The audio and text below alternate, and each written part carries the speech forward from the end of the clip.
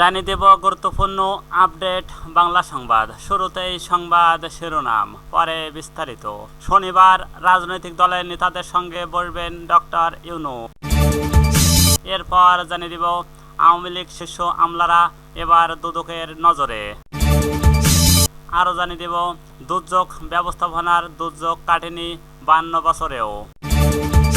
সর্বশেষ জানিয়ে দেব মালয়েশিয়ায় চলতি বছরে 33,000 অবৈধ বাংলাদেশি আটক। এতক্ষণ শুনছিলেন সংবাদ শিরোনাম, এবার বিস্তারিত। তার আগে অনুরোধ থাকবে আজকের এই ভিডিও সম্পর্কে আপনার মূল্যবান মতামত এবং জানিয়ে দিন আপনি কোথা থেকে আমাদের এই সংবাদ শুনছেন এবং দেখছেন। ভিডিওটি ভালো লাগলে লাইক, কমেন্ট ও শেয়ার করে সবাইকে দেখার সুযোগ করে দিন। শনিবার রাজনৈতিক দলের নেতাদের সঙ্গে বসবেন ডক্টর ইউনূস। ক্ষমতা গ্রহণের পর দ্বিতীয়বারের মতো রাজনৈতিক দলগুলোর সঙ্গে বসতে যাচ্ছেন অন্তর্বর্তী সরকারের প্রধান উপদেষ্টা ডক্টর মোহাম্মদ। শনিবার 31শে আগস্ট বিভিন্ন রাজনৈতিক দলের সঙ্গে বৈঠক করবে। জানা গেছে এই দিন বিকেলে 3টায় বৈঠক শুরু হবে, যা চলবে রাত 8টা পর্যন্ত। রাষ্ট্রীয় অতিথি ভবন যমুনায় বিভিন্ন রাজনৈতিক দলের সঙ্গে বৈঠক করবেন প্রধান উপদেষ্টা। এর আগে ক্ষমতা গ্রহণের পর 8ই আগস্ট রাজনৈতিক দলের শীর্ষ নেতাদের সঙ্গে বৈঠক করেন ডক্টর মোহাম্মদ। এই দিন তার সঙ্গে বিএনপি, জামায়াত ইসলামী সহ বিভিন্ন রাজনৈতিক দলের শীর্ষ নেতারা সাক্ষাৎ করেন। তবে ক্ষমতাচ্যুত দল আওয়ামী লীগ বা 14 দলীয় জোটের কেউ বৈঠক করেননি। এর আগে গতকাল বৃহস্পতিবার 29শে আগস্ট উপদেষ্টা পরিষদের এক বৈঠকে বন, পরিবেশ ও জলবায়ু উপদেষ্টা সৈয়দা রিজওয়ানা হাসান জানান, রাজনৈতিক দলগুলোর সঙ্গে সরকার আলাপ আলোচনার প্রক্রিয়া চালু রাখবে। তারা যেসব সংস্কার প্রস্তাব দেবে তা সরকার গ্রহণ করবে। আওয়ামী লীগ শীর্ষ আমলারা এবার দুদকের নজরে। আওয়ামী লীগের মন্ত্রী, এমপিদের পাশাপাশি শেখ হাসিনা সরকারের আমলে প্রশাসনের শীর্ষ পদে থাকা কর্মকর্তাদের সম্পদের খোঁজে মাঠে নামছে দুর্নীতি কমিশন দুদক।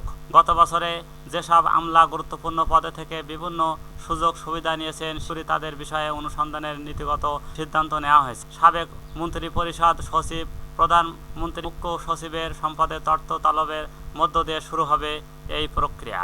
এরপর তদন্তের আওতায় আসবেন সাবেক জনপ্রশাসন সচিব ও জ্বালানি সচিবরা। এর বাইরে আওয়ামী লীগের আমলে সুবিধাভোগী বেশ কয়েকজন আমলার বিরুদ্ধে দুদক অভিযোগ জমা পড়ে বলে জানিয়েছে সূত্ররা।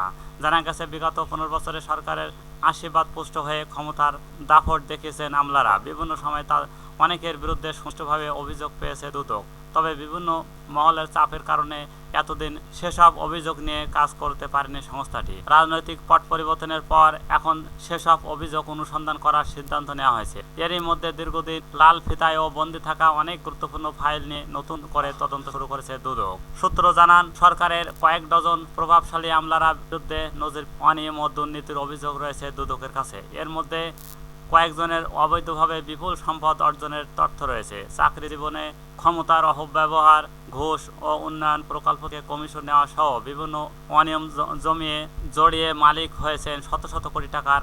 এই সব অবৈধ অর্থে তারা দেশে বিদেশে বিপুল সম্পদ গড়েছে। বিভিন্ন ব্যাংকের নামে বেনামে কোটি কোটি টাকার এফডিআর রয়েছে। কারো রয়েছে বিভিন্ন কোম্পানির বিপুল পরিমাণ শেয়ার। দেশের বিভিন্ন জায়গায় জমি আছে অনেকে। এসবের সম্পদের বেশিরভাগ এই সন্তান কিংবা আত্মসন্ধানের নামে। অনেকে চাকরির নাম লিখিয়েছে রাজনীতি, কেউ কেউ গড়েছেন ব্যবসা প্রতিষ্ঠান।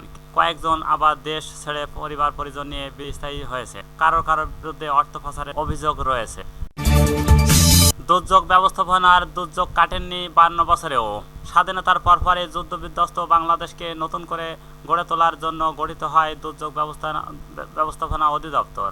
তবে স্বাধীনতার 52 বছর পর নিজেদের দুর্যোগ কাটিয়ে উঠতে পারেননি দেশের ইতিহাসের অন্যতম পুরানো এই অধিদপ্তর। শুরু থেকে এখন পর্যন্ত এক কর্মকর্তা, এক অফিস সহকারী দিয়ে চলছে উপজেলা কার্যক্রম, আর জেলা চলছে এক ত্রাণ ও পুনর্বাসন কর্মকর্তা এবং 6 কর্মী। এতে চলমান বন্যা ছাড়াও দুর্যোগে প্রত্যাশা করতে পারছেন না সংস্থাটি। এই সংকট কাটাতে জনবল নিয়োগ সহ আধুনিকায়নের দাবি করছেন অধিদপ্তরের কর্মকর্তারা। সংশ্লিষ্ট কর্মকর্তারা জানান, 1973 সালে সৃষ্ট ত্রাণ ও পুনর্বাসন অধিদপ্তরের 1992 সালে সৃষ্ট দুর্যোগ ব্যবস্থাপনা পুরো ডিএমবিও অবলুপ্ত হয়ে দুর্যোগ ব্যবস্থাপনা অধিদপ্তরের রূপান্তরিত হয়। 2012 সালের নভেম্বর মাসে ব্যবস্থাপনা আইন 2012 এর অনুমোদন লাভের পর দুর্যোগ ব্যবস্থাপনা ও ত্রাণ মন্ত্রণালয়ের অধীনে দুর্যোগ ব্যবস্থাপনা অধিদপ্তর ডিডিএম প্রতিষ্ঠিত হয়। এই অধিদপ্তরকে শক্তি প্রতিষ্ঠান, জ্ঞানপীঠ ও গবেষণা কেন্দ্র দুর্যোগ ব্যবস্থাপনার বিষয়ে ক্ষমতা বৃদ্ধিকরণের শিবির গড়ে তোলাই ছিল প্রধান লক্ষ্য। এছাড়া যে কোনো দুর্যোগ দক্ষতার সঙ্গে সাড়াদান ও দুর্যোগের ঝুঁকি ব্যবস্থাপনার সঙ্গে সংশ্লিষ্ট সংস্থাগুলোর সমন্বয় সাধন করে দুর্যোগ ব্যবস্থাপনা ও ত্রাণ মন্ত্রণালয় সার্বিকভাবে সহায়তা দেওয়াই এই অধিদপ্তরের কাজ। কিন্তু এখন পর্যন্ত তার কিছুই করা সম্ভব হয়নি, কারণ আইন অনুমোদন হলেও এখন পর্যন্ত সেই আইন বাস্তবায়ন। মালয়েশিয়ায় চলতি বছরে 33,000 অবৈধ বাংলাদেশি আটক।